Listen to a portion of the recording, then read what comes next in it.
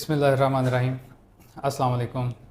आप देख रहे हैं किडनी गॉसिप्स और किडनी हेल्थ, और मैं हूं आपका मेज़बान डॉक्टर मोहम्मद मोहसिन रियाज। बहुत कॉमन जो हमारा मसला है वो है गुर्दे में पथरी के मरीज़ों का, कि जो हमारे जो पॉपुलेशन है उसमें पथरी का जो मर्ज़ है गुर्दे में बहुत ज़्यादा कॉमन है। हर 10 में से एक जो शख्स है हमारी पॉपुलेशन में, उसको गुर्दे की पथरी का मसला होता है।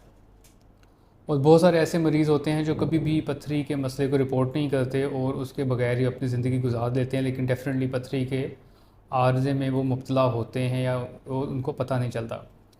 तो अब सवाल ये है कि अगर जो हमारे ऐसे मरीज़ हैं जिनको गुर्दे की पथरी का मसला है, या वो ऐसी पॉपुलेशन में है, जो ऐसी फैमिली के मेंबर हैं जिसमें पथरी का मसला बार बार होता है, तो अपने आप को कैसे सेहतमंद रखें और कैसे गुर्दे के मर्ज़ से बचाएं, यानी कि उस नहज पे ना आ जाएं खुदा ना खास्ता कि जहाँ पे उनको डायलिसिस करवाने पड़ जाएं। तो इससे पहले कि हम आज के मौजू की तरफ बढ़ें, अगर आपने अभी तक हमारा चैनल सब्सक्राइब नहीं किया तो बराए मेहरबानी चैनल को सब्सक्राइब करें और बेल आइकॉन पर ज़रूर क्लिक कर दें, ताकि हर आने वाली वीडियो आपको वक्त पर मिलती रहे और आप बेहतर तरीके से अपना और अपने इर्द गिर्द के लोगों की सेहत का ख्याल रख सकें। तो बढ़ते हैं आज के मौजू की तरफ, जिसमें हमने डिस्कस करना है कि हम जो गुर्दे की पथरी के मरीज़ हैं कब कैसे अपनी सेहत का एक बेहतर तरीके से ख्याल रख सकते हैं। अब इसमें समझने वाली बात यह है कि गुर्दे का जो पथरी का मर्ज़ है वो उस टाइम पे प्रेजेंट करता है या उस टाइम पे उसका पता चलता है जब गुर्दे की से जो पेशाब वाली नाली है वो जो जा रही है मसाने में, उसमें कहीं रुकावट आए। यानी कि सिंपल आप अल्फाज में ऐसे समझें कि अगर पेशाब के फ़्लो में रुकावट आएगी किसी भी वजह से, जिससे रुकावट की वजह से बैक प्रेशर पड़ेगा, तो उस बैक प्रेशर की वजह से पता चलता है आमतौर पे कि गुर्दे की पथरी मौजूद है। यानी उसकी वजह से दर्द होती है और उसी से हमें पता चलता है आमतौर पे मरीज़ों को उनको पथरी का मर्ज़ है। तो अब इसमें अहम चीज़ ये है कि अगर आपको ऐसा कोई भी अलामत आए, यानी कि गुर्दे की दर्द हो और आपको पता चले कि आपके पेशाब की नाली के अंदर या पेशाब के बहाव के अंदर कहीं रुकावट आ रही है, तो सबसे अहम चीज़ तो ये है कि आप उसको फ़ौरी तौर पे दूर करें। आप उसमें डिपेंड कर रहा होता है कि हमने सर्जरी करनी है नहीं करनी, कि गुर्दे की जो पथरी है उसका साइज़ क्या है और उसकी लोकेशन क्या है। अगर तो पेशाब की नाली के नीचे वाले 1/3 में या नीचे वाले हिस्से के अंदर जो 1/3 हिस्सा है उसमें पड़ी हुई है और उसकी पथरी का साइज़ 1 सेंटीमीटर से कम है, तो चांसेस होते हैं कि ये दवाई के साथ निकल जाए।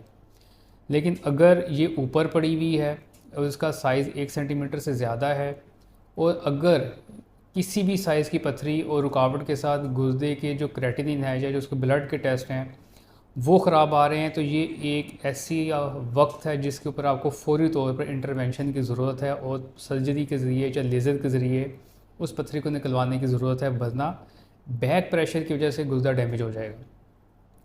अच्छा, अब इसमें जो एक और जो बहुत ज़्यादा एक टाइम पे प्रॉब्लम आती है वो ये आती है कि एक तो गुर्दे का दर्द होता है, गुर्दा वैसे डैमेज हो रहा होता है, उसके ऊपर बैक प्रेशर पड़ा हुआ है, और उस टाइम के ऊपर जो पेन को रिलीव करने के लिए कुछ ऐसी अद्वियात दी जाती हैं जो बहुत रूटीन में हम चलती हैं, जैसे डिक्लोरान है, ब्रूफिन की गोली है, वरन की गोली है, निम्स की गोली है। तो ऐसी बहुत सारी गोलियां जो ओवर द काउंटर हमें किसी प्रिस्क्रिप्शन के बगैर मिल जाती हैं। वैसे तो यहाँ पे सारी मिल जाती हैं, लेकिन ये वो आम तौर पे दर्द की दवाइयाँ जो चलती हैं वो गुर्दे को मज़ीद डैमेज कर देती हैं।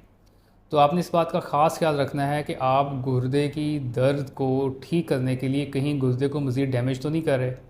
यानी कि दर्द तो वक्ती है, तो गुर्दे की दर्द आप किसी भी दवाई के साथ ठीक कर सकते हैं, कोई ऐसी दवाई ले सकते हैं जो गुर्दे को वैसे डैमेज ना करे। लेकिन अगर एक दफ़ा आपको गुर्दा डैमेज हो गया तो उसको ठीक करना ज़्यादा मुश्किल हो जाएगा। तो लिहाजा सबसे पहले आपने देखना है कि जो पथरी है वो रुकावट तो नहीं कर रही।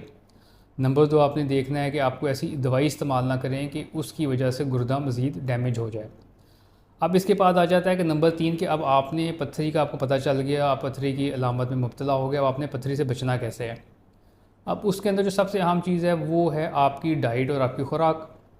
आपने अपनी खुराक को और अपने खाने पीने को अकॉर्डिंगली अमेंड करना है, कि ताकि आपके जिस्म के अंदर वो मादे या वो केमिकल कम से कम जाएं जिनको गुर्दा हैंडल नहीं कर पा रहा और पथरी बना रहा है।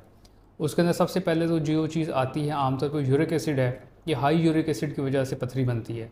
अब उसके लिए ज़रूरी है कि अगर आपकी फ़ैमिली के अंदर या आपको ख़ुद पता है कि आपको पथरी का मसला है, तो आप बड़े गोश्त और छोटे गोश्त इज्तनाब करें। वाइट मीट पे फोकस करें। सेकेंडली, आप गाहे बगाहे अपने यूरिक एसिड का टेस्ट करवाते रहें। सेकेंडली, फिर आपने नमक का जो एक मिकदार है वो कम रखनी है। किसी भी किस्म की पथरी के अंदर जो सबसे ज़्यादा चीज़ अहम होती है वो नमक का मिकदार है। अगर आप नमक ज़्यादा लेंगे तो हर किस्म की पथरी के चांस बनने के चांसेस बढ़ जाएंगे, तो लिहाजा नमक को कम करें। फिर आपके जो ऐसी जो हैं जो खाने हैं जिसमें फॉस्फेट ज़्यादा है, जैसे हमारी हरे पत्ते वाली सब्ज़ियाँ हैं, इनसे आप परहेज़ रखें। फिर जो ड्राई फ्रूट्स हैं उनसे थोड़ा सा परहेज़ रखें। जो कोला ड्रिंक्स हैं उनसे परहेज़ रखें। तो ये वो मोटी मोटी 3 4 5 चीज़ें हैं जिसकी वजह से पथरी बनने के चांसेस बढ़ जाते हैं।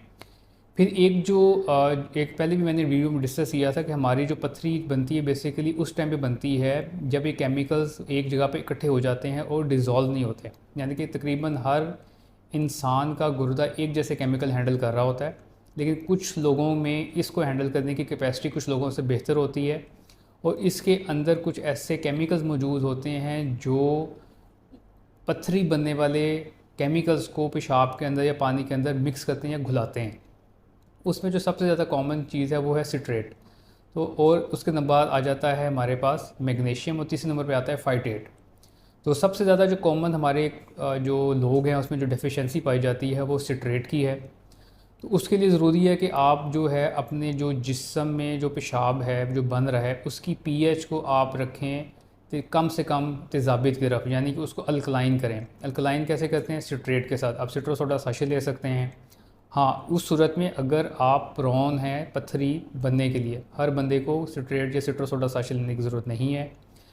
फिर आप ऐसा कर सकते हैं कि पानी का इंटेक बढ़ा सकते हैं कि पानी की मिकदार बढ़ाएं। पानी की मिकदार जितनी बढ़ाएंगे आपका पेशाब उतना ज़्यादा डाइल्यूट होगा और उसके अंदर जो पथरी बनने के चांसेस हैं वो कम हो जाएंगे। तो लिहाजा सिट्रेट को बढ़ाएं, पानी की मिकदार बढ़ाएं अपने उसके अंदर, रोज़मर्रा को जो इस्तेमाल है उसके अंदर।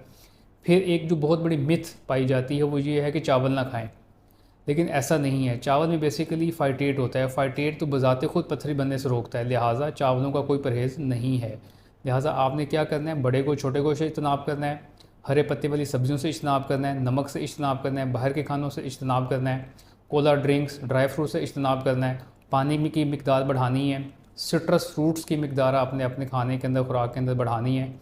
इससे आप पथरी बनने से महफूज रह सकते हैं और साथ ही गुर्दे के डैमेज से महफूज रह सकते हैं।